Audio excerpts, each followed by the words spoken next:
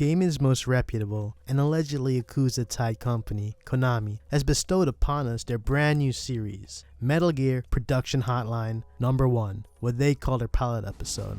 I'm glad you found your way back, but the path ahead is filled with peril. So hey, take my hand and let's navigate through this jungle together. Right off the bat, I gotta ask you guys, how do you feel about this? Do you trust Konami? You gonna give him a chance? What are you gonna have for dinner? How are you gonna prepare it? Let me know in the comments. Hopefully now, all our stomachs are filled with raw snake meat, tree frogs, and a whole mess of cigar smoke. So let's kind of dive into this interview, or as they call it, their hotline, and see what was actually discussed here. The interview is very Japanese in its structure. Kind of seems a little pre-baked, but you know, Mr. Okamura, he seemed genuine to me, even though I've seen a few of these Japanese style interviews and they always kind of seem manufactured a lot of times, but he seems mostly genuine. It's pretty much confirmed everything we stated in the last video about an updated Unreal Engine is being used now. So in the new trailer, they have confirmed that there is better tiny details, which is clearly you can see with your eyes, with your own human eyes. Little details like leaves, like muddy leaves and stuff staying on your clothes for a little bit. And something they made sure to make a point of was enhanced stains. So guys, watch your pants, be very careful. Damage to your clothes is all real time. Nothing is preordained, okay? I guess maybe there might be something that happens in the cutscene, but for the most part, your clothes will tell the story of how rugged you've been treating Snake. You've been jumping off rocks and stuff like you're a 10-year-old, messing yourself up. You're gonna see it on your clothes. Keeping in line with tiny updates to the systems, they have improved upon the cure system. So even though if you go in and you're being really methodical about removing your bullets and taking real good care of Snake, scars will remain. There will be, the marks to tell the stories of every battle you've been through. So here's my little homework that I did for you guys. The subtle differences between new style and legacy style. First and foremost, for new style, you get the jungle hover through cam where you zoom through like an alien in the opening scene of Snake Eater, the Virtuous mission. You get to see your hanging equipment off the tree. What a picturesque sight. You get more so modern controls, probably more akin to MGS5 if that's what you're into, which plays extremely well. Does it play like a Metal Gear game? Debatable. Last but not least, for modern, you get the option of using normal, sepia, and retro color grading / filters. And I gotta admit, even if you don't use normal, I think sepia and retro is pretty decent choices. Now flipping this record over to side B, legacy style, which will probably be my first foray into this game. That is if I even get the game. Mr. Kojima, if you come out and say don't get this game, if they trash this game, if they throw it into space, I'll do it for you. Just tell me. Alright, shifting gears, going back into legacy style. You get the classic 2004 CQC interactive screen. Anytime I start that game up, without fail, I'm gonna spend like 10 minutes just messing around with all the different camo patterns and color schemes. It gives you just a little bit to satisfy your ADHD to various degrees. Also with legacy style, you get a control scheme that's more akin to the classic MGS3 finger twister style. More than likely, we're gonna be playing with Master Collection types of controls because there is no pressure sensitivity. And for the most part, they figure it out. It is still kind of awkward when you have an automatic or if you switched it to single fire. After you fire the first round, if you don't instantly press a square or down button to reacquire your sight picture, you put your weapon back at a low ready position, so you lose all tactical advantage of acquiring whatever target was in front of you in the first place. You'll have to redo the whole thing, so hopefully they will figure out, because it is a little awkward in Master Collection. Last but not least, we do get the classic color grading / filter for the legacy style, which was already confirmed in the last video we made. Still very exciting that the classic fans, we do have options here. I know how I'm going to go through this game for the first time through, but I'd love to hear what you guys think. Would you guys switch over to the new style for the first time through? Or do you want a nostalgia trip? Do you want that dopamine hit? Do you want to feel good? Let me know.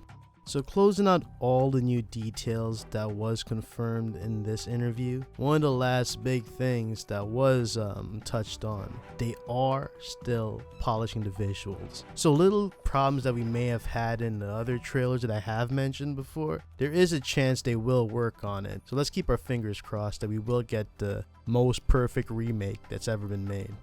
Even though so far it's been pretty positive, all life medicine and Moss camo, there's just some things that's been nagging me a little bit. Some things that keep me up at night being a Metal Gear fan and also being a big Kojima fan. And the real question is, how does Kojima feel about all of this? Now I can be reading a little bit too much into this, but a lot of Kojima's games are debuted on Jeff Keighley's game show, one of his various forms of gaming entertainment. But for some reason it was absent in his show, but it was premiered on the Xbox Gaming Hour or whatever you want to call it. And now I gotta wonder, is this fallout from Jeff Keighley siding with Kojima back in the day? Because he publicly stated fuck Konami from the treetops. You know, he made no qualms about it. That's his friend. Him and Kojima go back a very long ways. Now it could be the other way around. Maybe they asked him, hey, can we debut? And he's like, no, you treated Kojima like trash, and Kojima is my buddy, he's my friend.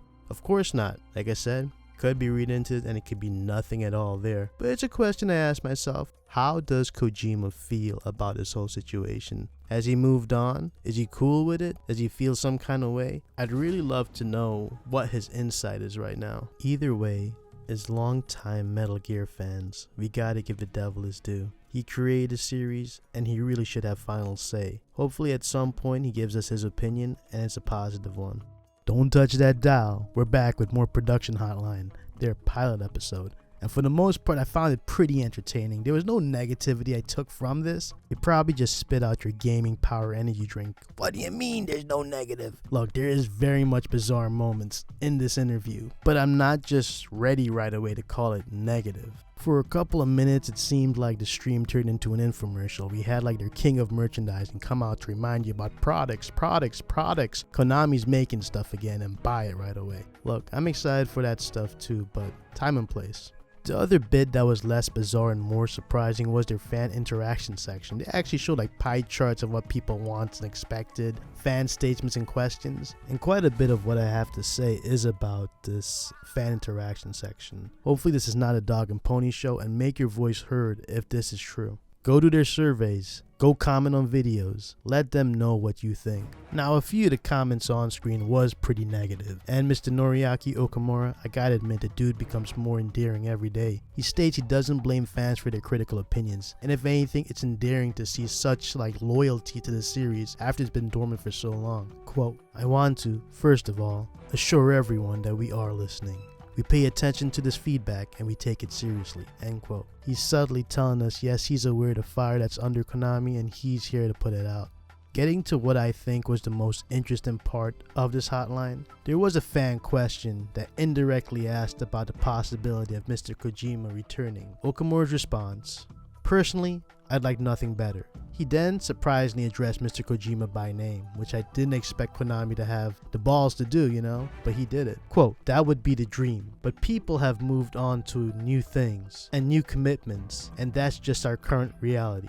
End quote. This could have multiple meanings. Maybe Kojima himself is extremely busy and couldn't help. I mean, that's just wishful thinking, but who knows? It's a possibility. Continuing his quote, we can't take it for granted that everyone would work with us again, or let ourselves be completely dependent on them. End quote. I mean, there's not much ways to interpret this. Clearly, Metal Gear Solid or Metal Gear in any form is moving forward with or without Kojima.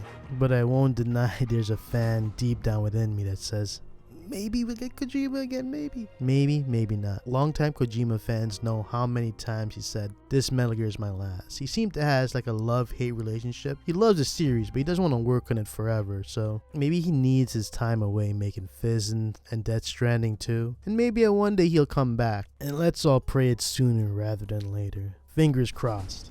Say a prayer for him. Wrapping it up, just a couple more details. Kojima and his original team will be credited into this game. I know damn well this wasn't Konami's part doing this, and if anything it feels more like Mr. Okamura is trying to get in bed with his fans right now. He's saying all the right things. Let's see how he performs. Now wrapping up this menage a trois with former Konami, current Konami, and us, we are finally briefed on why they started at Snake Eater first, and quite simply, that's the start of the saga. Now when we get to MGS4, we'll see what happens, but this current one is just Metal Gear Solid Delta Snake Eater. There's no 3 in it. But while he addressed the saga debacle, they had a timeline on screen, and guess what? Portable Ops was not shown.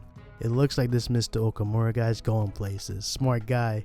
Look, don't get your lightning embroidered banana hammock in a bunch, okay? I got hundreds of hours into that game. I've replayed it multiple times. It really is my least favorite Metal Gear out of all of them. Now, if they release the PS Vita 2 and they want to do their remake on that, yeah, go for it. Shoot for the moon. If this team is really going to churn out some real high quality remakes of the series that's probably going to take 3 to 5 years in between each game to make, yeah, put Portable Ops in the back burner and don't think about it.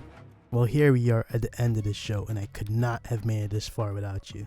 Once again, you have my undying loyalty, my admiration, my appreciation, and my love. Do what your heart tells you to do to the video. Burn it onto a disc, fling it out the window, give it to a homeless guy, burn it in the trash fire, whatever your heart tells you to do.